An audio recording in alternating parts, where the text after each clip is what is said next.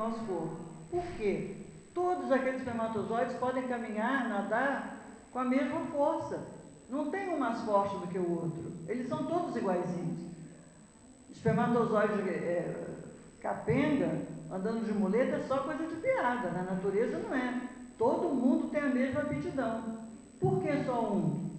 Porque eu estava lá influenciando exatamente aquele que tinha os genes que formariam o corpo que eu precisava. Como eu não precisava passar pela prova de um defeito físico, tanto aquele óvulo quanto aquele espermatozoide, do qual resulta o corpo que eu possuo, estava com a condição genética toda bonitinha para nascer um corpo correto. Se eu estivesse precisando de uma prova espiritual que devesse ser vivida numa deficiência qualquer, eu teria lá escolhido aquele, por exemplo, que vai resultar numa cegueira congênita. E aí eu não vou enxergar. Certo? Ah, é castigo de Deus? Não. Era uma experiência que eu precisava viver. Ok? Então é isso que nós estamos lendo aí. Nós temos o corpo que nós escolhemos. Fomos nós que fizemos este corpo. E o jeitinho que ele tem agora também, nós é que estamos dando. Agora, então, modernamente, que a gente pode fazer tanta coisa porque aprendeu. Quer dizer, na época que eu nasci, uma mulher com a minha idade era uma senhora idosa.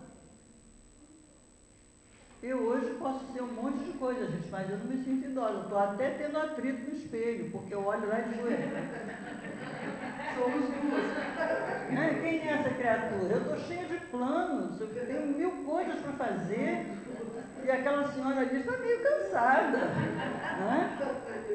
Mas vejam que cada dia a gente pode prolongar a aptidão física cada vez mais.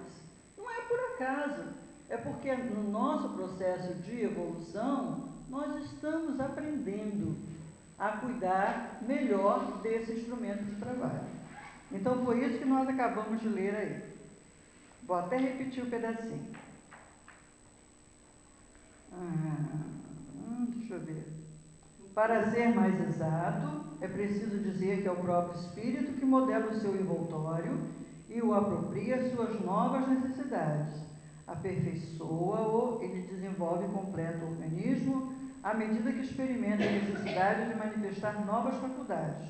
Numa palavra, talha-o de acordo com a sua inteligência. Deus lhe fornece os materiais, cabe-lhe a ele empregá-los. Desde que o espírito nasce para a vida material, tem por adiantar-se que fazer uso de suas faculdades, rudimentares a princípio. Por isso é que reveste o envoltório adequado ao seu estado de infância intelectual, envoltório que lhe abandona para tomar outra proporção que lhe aumentam as forças. Quanto ao envoltório fluídico do espírito, esse também se modifica com o progresso moral que o espírito realiza em cada nova encarnação. Então, isso vai também se aplicar no caso de doenças, por exemplo, alguém que nasce epilético, alguém que... Todas as condições de nascimento, elas têm essa origem. Certo? Isso. E essa questão do envoltório fluídico é o assunto da próxima aula, que é o roteiro número 1. Tá bom? Ficou ok, companheiros? Ficou?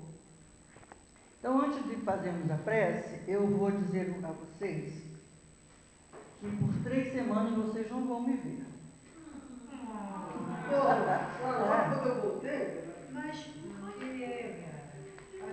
Eu estava esperando esse parece até que foi ensaiado. Foi ensaiado. Eu inclusive fiz esse roteiro hoje, não somente porque ele dava continuidade ao que falamos na aula passada, mas também porque seria muito mais fácil para mim, na condição de biólogo, falar disso do que para o Milton, que é engenheiro. Então, nas próximas 3 semanas ele fará os 3 assuntos que se seguem. O Milton tem um conhecimento muito grande da doutrina espírita, mas nesses 3 assuntos que nós vamos ver, ele tem um conhecimento muito grande. Então, eu tenho certeza que o trabalho que ele vai fazer com vocês semana que vem sobre perispírito, que é esse envoltório fluídico do espírito, vai ser um trabalho primoroso. E aí depois tem mais 2 provas da existência do espírito e progresso evolutivo. E aí em julho, na primeira semana de julho, se Deus quiser, eu estarei de novo com vocês, né? Eventualmente, eu vou fazer uma cirurgia na quinta-feira. Não é uma cirurgia grave, requer cuidado, porque é uma cirurgia um pouco extensiva. Em princípio, não tem risco de saúde. Tem aquele risco que sempre tem quando a gente vai fazer anestésico, essas coisas, né? Mas a questão é a seguinte: ninguém desencarna fora da hora.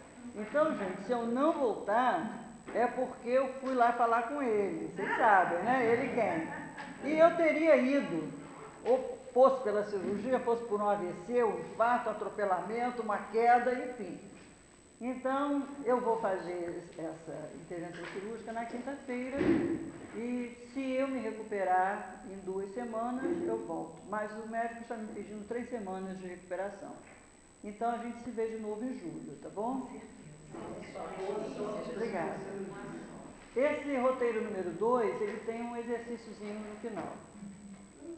Então eu quero pedir a vocês, eu acho que essa história que nós contamos hoje, ela é um segmento muito importante para a compreensão da nossa natureza espiritual. Nós compreendemos esse mecanismo evolutivo. Eu queria pedir a vocês para lerem esse capítulo de novo, esse roteiro. Esse aqui. Esse que nós acabamos de ver. Leiam, tem um glossário no final explicando as palavras, que são só as definições dentro da biologia, mas tentem apreender essa história toda, façam os exercíciozinhos e qualquer dúvida que vocês tenham, anotem, porque em julho, se eu chegar e vocês disserem, a gente quer ver as dúvidas da aula do dia 3, a gente para tudo e vê essas dúvidas como se fosse amanhã, tá bom? Tá certo? Aí, nesse período que eu vou ficar fora, cadê a nossa chamada? Quem é o guia? Tá. Olha só, vou nomear aqui minha secretária. Ela vai ser a nossa secretária do espírito que eu vou ficar fora. Porque vocês acham que o Milton vai fazer frequência? Claro que não vai, né? Então, a frequência vai ficar com ela. Aí você faz assim: Milton, estou passando a presença, já combinei com ele. Passa tudo, todo mundo preenche e devolve para ela. E vou deixar também. Eu achei que era colocar o espírito Tá. Vou deixar também o livrinho para você. Vai orar por você. Olha, hoje nós fizemos 0. Aí semana que vem, quando ele se sentar, você diz, ó, a página é. Se ele falar assim, hoje eu não vou fazer página não, você guarda o livro. Se ele falar que vai fazer, não é nada rígido, tá bom? Eu desliguei porque como era essa conversinha pessoal, tá ok, gente? Tá? Bem, então vamos fazer a nossa prece. Vamos ver, Luciano faz a prece? Se não tem, se não fizer, não precisa fazer. Queria que eu tivesse. Márcia faz a prece? eu não dou hoje, principalmente hoje que eu estou vídeo. Ela veio na semana passada, né? Gente, a tropa vai ter que dar um passo para trás, porque não tem voluntário, a Vera vai fazer. Então vamos nos aquietando. Deixa eu sentar lá para começar, tá, Vera?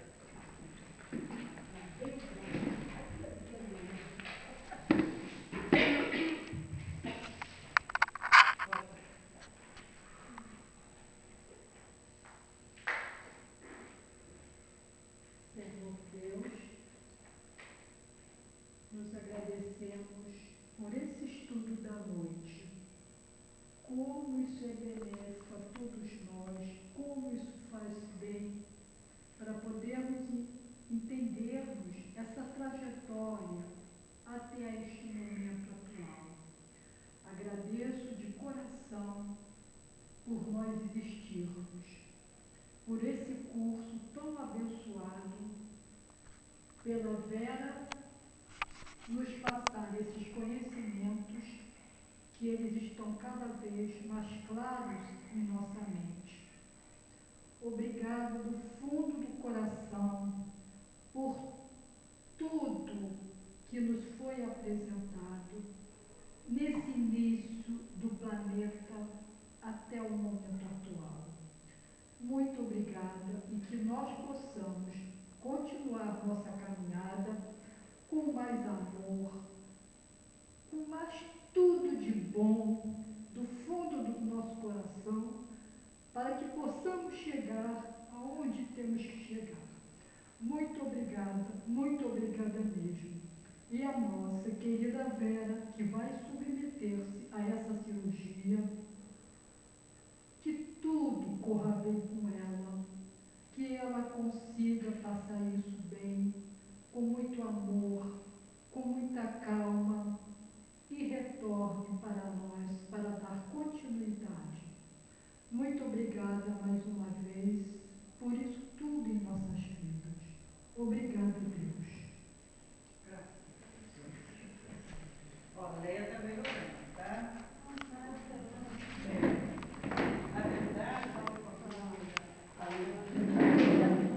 Na verdade, ela, da cirurgia, acho que já está até bem. Ela está com uma virose